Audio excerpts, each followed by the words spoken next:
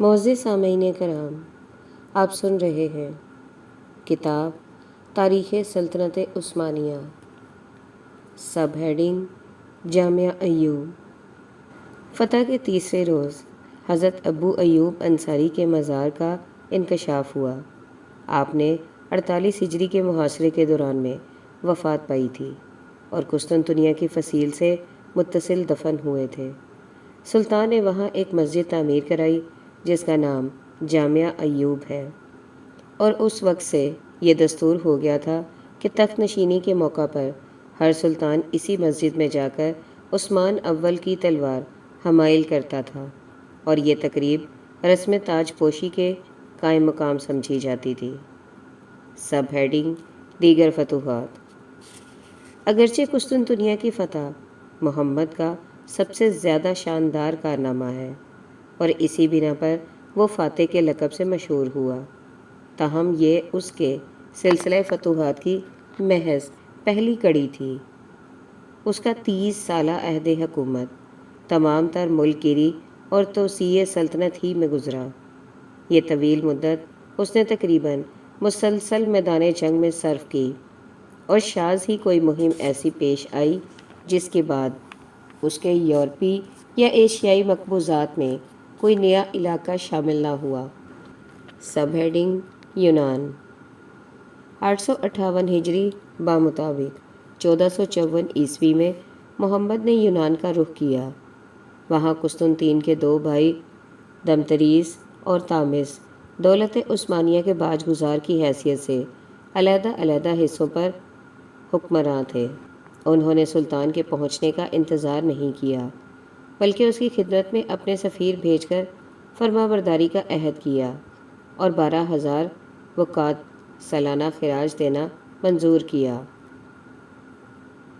Sub heading Sarwia. اس کے بعد 858 ہجری ہی میں محمد سرویا کی طرف متوجہ ہوا اور سب سے پہلے سمندریہ پر حملہ کیا، جو شاہ سرویا جارج برینکووچ کی قیام گاہ تھا۔ چند ہی دنوں میں عثمانی توپوں کی گولہ باری نے اس شہر کو کھنڈر بنا دیا اور جارج برینکووچ کو بھاگنا پڑا۔ ہونیا ڈے یہ خبر سن کر فوراً سرویا کی مدد کے لیے روانہ ہوا، اور اس نے ترکوں کے مقدمۃ الجیش کو، جو فیروز بے کی سرکردگی میں تھا، شکست دی۔ لیکن اہل سرویا اپنے ملک میں ہنگری کے اقتدار کو ناپسند کرتے تھے۔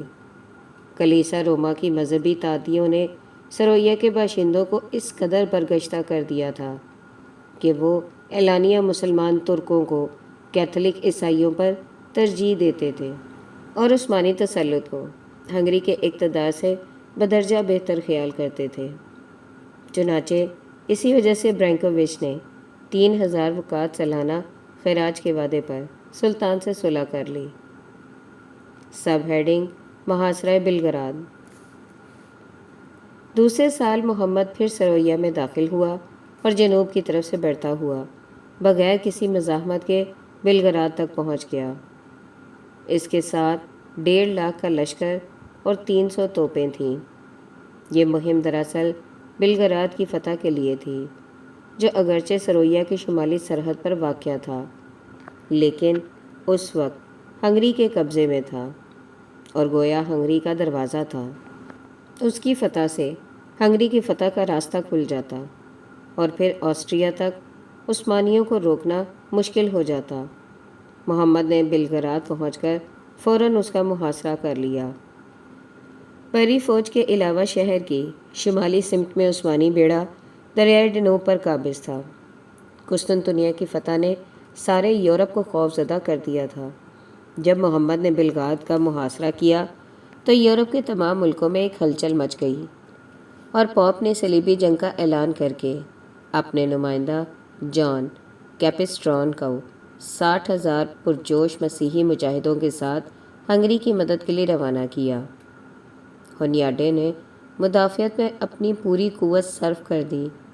8 روز کی گولہ باری کے بعد 21 جولائی 1456 عیسوی کو سلطان نے ایک عام حملے کا حکم دیا اور ترک شہر کے ایک حصے میں داخل ہو گئے۔ لیکن ابھی وہ پوری طرح قابض نہ ہو سکے تھے کہ عیسائیوں کے ایک زبردست حملے نے ان کو پیچھے ہٹا دیا، اور پھر دوسرے حملے میں عثمانی دستے بالکل منتشر ہو گئے۔ یہ حال دیکھ کر محمد خود دشمنوں کی صفوں میں گھس گیا، لیکن اس کی حیرت انگیز شجاعت اس روز ترکوں کے قدم کو نہ روک سکی اور اسے بھی زخمی ہو کر میدان جنگ چھوڑنا پڑا۔ اس مارکے میں 25,000 ترک کام آئے اور ان کے پورے توپ خانے پر عیسائیوں نے قبضہ کر لیا۔ محاصرہ اٹھا لیا گیا اور بلگراد کی فتح، جو ہنگری اور ویانا کے حملوں کا مقدمہ تھی، 50 سال کے لیے ملتوی ہو گئی۔ ہونیاڈے اس جنگ میں اس قدر زخمی ہو گیا تھا کہ 20 ہی روز کے بعد مر گیا۔ سلطان کو جب اس کی وفات کی اطلاع ہوئی تو اس نے افسوس ظاہر کیا اور کہا کہ یورپ کا سب سے بڑا سپہ سالار جاتا رہا۔ 2 مہینے بعد جان کیپسٹران کا بھی، جس کی عمر 70 سال ہو چکی تھی، انتقال ہو گیا۔ سب ہیڈنگ: سرویا پر مکمل قبضہ۔ بلگراد کا محاصرہ اٹھا لینے کے بعد محمد اورنا کو واپس گیا اور جارج برینکووچ پھر سرویا پر قابض ہوا، لیکن اس کی عمر 90 سے متجاوز ہو چکی تھی اور تھوڑے ہی دنوں بعد 861 ہجری بمطابق 1457 عیسوی میں اس کا انتقال ہو گیا۔ سرویا کی آزادی بھی اس کے بعد 2.5 سال قائم رہی۔ 863 ہجری بمطابق 1459 عیسوی میں یہ ایک باقاعدہ طور پر سلطنت عثمانیہ میں شامل کر لیا گیا۔ ہونیاڈے کی وفات کے بعد صدر اعظم محمود پاشا نے سرویا میں داخل ہو کر 2 سال کے اندر پورے ملک کو فتح کر لیا۔ تاہم یہ ممکن تھا کہ سلطان پھر خراج قبول کر کے سرویا کی خود مختاری بدستور قائم رہنے دیتا، لیکن جارج برینکووچ کے مرنے کے بعد جو خانہ جنگیاں شروع ہوئیں، ان سے ملک کی آزادی کا ہمیشہ کے لیے خاتمہ ہو گیا۔ جارج نے حکومت کا انتظام مشترکہ طور پر اپنی بیوہ اور 3 لڑکوں کے سپرد کیا تھا۔ ان میں بہت جلد جھگڑے شروع ہو گئے۔ سب سے چھوٹے لڑکے لازار نے اپنی ماں کو زہر دے دیا اور پھر بھائیوں کو حکومت سے نکال دیا۔ اب وہ سرویا کا تنہا فرمانروا تھا۔ اس نے 20,000 طلائی سکے سالانہ کے خراج کا وعدہ کر کے سلطان کی سرپرستی بھی حاصل کر لی، لیکن دوسرے ہی سال اس کا انتقال ہو گیا۔ اب محمد نے یہ طے کر لیا کہ سرویا کو سلطنت عثمانیہ کا ایک صوبہ بنا لے۔ ہونیاڈے مر چکا تھا۔ اہل سرویا میں مزاحمت کی ہمت نہ تھی۔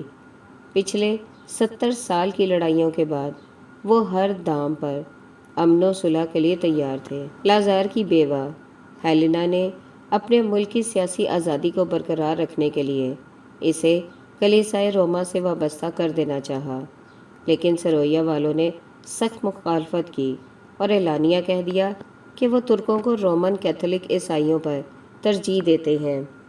چنانچہ امرائے سرویا نے صدر اعظم محمود پاشا کے بھائی کو بلا کر اپنا سردار مقرر کیا، اور جب ہیلینا نے اسے قید میں ڈال دیا تو انہوں نے سلطان سے مدد کی درخواست کی۔ سمندریہ نے اپنے پھاٹک عثمانی فوجوں کے لیے کھول دیے، جس کی تقلید اور شہروں نے بھی کی۔ نتیجہ یہ ہوا کہ 863 ہجری بمطابق 1459 عیسوی میں سرویا کا وجود بحیثیت ایک مستقل مملکت کے فنا ہو گیا۔ سب ہیڈنگ: بوسنیا کی فتح۔ کلیسائے روما کے مظالم سے بوسنیا کے باشندے اہل سرویا سے بھی زیادہ عاجز تھے۔ انہوں نے بھی ترکوں کو اپنا نجات دہندہ سمجھا۔ صدیوں سے وہاں لاطینی اور یونانی کلیساؤں کے مارکے گرم تھے، جن سے پریشان ہو کر بہت سے لوگ ان دونوں مسلکوں سے علیحدہ ہو گئے تھے اور اپنی عافیت کے لیے ایک نیا مذہب اختیار کر لیا تھا، جو بدعت بوگومیل کے نام سے مشہور ہے۔ لیکن اب اس جدید فرقے کے لوگوں پر دوہرے مظالم ہونے لگے۔ وہ کبھی یونانی کلیسا کی شدید تعدیوں کا شکار ہوتے اور کبھی لاطینی کلیسا کی۔ یہ مظالم دیکھ کر اکثر اہل بوسنیا کو اسلام ہی کے دامن رحمت میں پناہ نظر آئی۔ محمود پاشا کی فوج شاہ بوسنیا کی تنبیہ کے لیے، جس نے خراج دینا روک دیا تھا، فاتحانہ بڑھتی آ رہی تھی۔ بہت سے قلعوں نے ترکوں کا خیر مقدم کیا۔ بادشاہ میں جب مقابلے کی طاقت ہی نہ رہی تو اس نے جان بخشی کے وعدے پر ہتھیار ڈال دیے، مگر محمد نے خلاف معاہدہ اس کو اور اس کے لڑکے کو قتل کرا دیا۔ یوں بوسنیا میں 867 ہجری بمطابق 1462 عیسوی میں سلطنت عثمانیہ کا ایک صوبہ بن گیا۔ اس نے نوجوانوں میں سے 30,000 ینیچری فوج کے لیے چن لیے گئے اور اس کے اکثر امراء مشرف با اسلام ہوئے۔ سب ہیڈنگ: موریہ پر قبضہ۔ موریہ میں خاندان پلیولوگس کی حکومت کا بھی بتدریج خاتمہ ہو رہا تھا۔ تامس اور دمتریس نے خراج کے وعدے پر اپنی خود مختاری قائم کر رکھی تھی، لیکن جب بلگراد کی مہم میں سلطان کو ناکامی ہوئی اور یورپ کے مذہبی جوش نے ترکوں کے بڑھتے ہوئے قدم کو ایک لمحے کے لیے روک دیا، تو موریہ کے فرما رواؤں کو بھی دولت عثمانیہ کی سیادت کا بار محسوس ہونے لگا۔ پوپ نے بھی ان کے جذبات کو برانگیختہ کیا۔ چنانچہ جب پوپ کا جنگی بیڑا بحر ایجین میں نمودار ہوا تو تامس نے ہمت کر کے خراج کی رقم ادا کرنے سے انکار کر دیا۔ اس سے قبل بھی 3 سال سے باوجود متعدد تقاضوں کے سلطان کو موریہ سے خراج کی کوئی رقم وصول نہیں ہوئی تھی، لیکن ابھی تک اعلانیہ انکار کی نوبت نہیں آئی تھی، اس لیے محمد نے کسی قسم کی سختی بھی نہیں کی تھی۔ اب یہ انکار گویا بغاوت کا اعلان تھا۔ چنانچہ وہ 863 ہجری بمطابق 1458 عیسوی میں ایک بڑی فوج لے کر خود موریہ آیا اور متعدد قلعوں کو فتح کرتا ہوا پطراس پہنچا، جو تامس کا مستقر تھا۔ طبراز کے باشندے شہر چھوڑ کر بھاگ گئے۔ قلعے کے فوجی دستے نے بھی مزاحمت کی جرأت نہ کی۔ محمد نے پطراس کے باشندوں کے ساتھ بڑی فیاضی اور کشادہ دلی کا برتاؤ کیا۔ اس کے بعد کورنت فتح ہوا اور کورنت کے باشندوں کے ساتھ بھی اس نے ویسی ہی مراعات کی اور انہیں کسی قسم کا نقصان نہیں پہنچایا، لیکن وہاں کے بہت سے لوگوں کو اس نے قسطنطنیہ اور اس کے مضافات میں لے جا کر آباد کیا۔ یہ لوگ کاریگر اور کاشتکار تھے۔ تامس اور دمتریس کو اب صلح کے سوا کوئی چارہ نہ تھا۔ محمد نے ان کی درخواست قبول کی اور صلح نامے کے تکملے کے بعد وہ موریہ سے چلا گیا، لیکن اس کے جاتے ہی ان بھائیوں نے پھر شورش برپا کرنی شروع کی۔ محمد کو مجبوراً لوٹنا پڑا۔ اب کی بار اس نے تہیہ کر لیا کہ موریہ کو سلطنت عثمانیہ کا ایک صوبہ بنا کر رہے گا۔ دمتریس نے اپنے کو مسٹرا کے قلعے میں بند کر لیا اور مدافعت کی کوشش کی، مگر بہت جلد اسے ہتھیار ڈال کر قلعہ ترکوں کے سپرد کر دینا پڑا۔ محمد نے اس کے اخراجات کے لیے تھریس کا ایک شہر اور اس کے قریب امبروس، لمنوس اور ساموتھریس کے جزیرے دے کر اسے اورنا بھیج دیا۔ کچھ دنوں کے بعد یہ جاگیریں بھی ضبط کر لی گئیں اور محمد نے ان کے بجائے 50,000 ایسپر بطور پینشن کے مقرر کر دیے، لیکن دمتریس نے آخر میں رہبانیت اختیار کر لی اور 875 ہجری بمطابق 1470 عیسوی میں اس کا انتقال ہوا۔ دمتریس کے بعد محمد تامس کی طرف متوجہ ہوا اور اس کے علاقے کے شہروں کو یکے بعد دیگرے فتح کرنا شروع کیا۔ تامس نے اپنے مقبوضات کو بچانے کی ذرا بھی کوشش نہ کی اور اپنے خاندان کے ساتھ جہاز پر سوار ہو کر کافور چلا گیا، لیکن 3 ہی مہینے کے بعد اس نے کافور کو بھی خیر بات کہا اور روما پہنچ کر پوپ کے دامن میں پناہ لی۔ وہیں 870 ہجری بمطابق 12 مئی 1465 عیسوی میں اس کا انتقال ہوا۔ محمد نے موریہ کے تمام علاقوں کو فتح کر کے ان پر قبضہ کر لیا۔ 64 हिजरी बमुताबिक 1460 ईस्वी में मौर्य भी सल्तनत उस्मानिया का एक सूबा हो गया। सब हेडिंग किरमानिया। उसी ज़माने में एशियाई कोचक के बाज़ हिस्सों पर भी जो अभी तक सल्तनत उस्मानिया में शामिल न थे कब्ज़ा किया जा रहा था। किरमानिया और दौलत उस्मानिया की अदावत कदीम से चली आ रही थी। मोहम्मद की तख्त नशीनी के चंद दिनों बाद किरमानिया के अमीर इब्राहिम नेग खराज अदा करने का मुआहदा करके सुल्तान से सुलह कर ली और वो आखिरी दम तक इस मुआहदे पर कायम रहा। उसके इंतकाल के बाद उसके लड़कों में रियासत के लिए जंग छिड़ गई। मोहम्मद ने उन सब को बरतरफ करके ख़ुद किरमानिया पर कब्ज़ा कर लिया और उसे मुस्तकिल तौर पर सल्तनत उस्मानिया में शामिल कर लिया।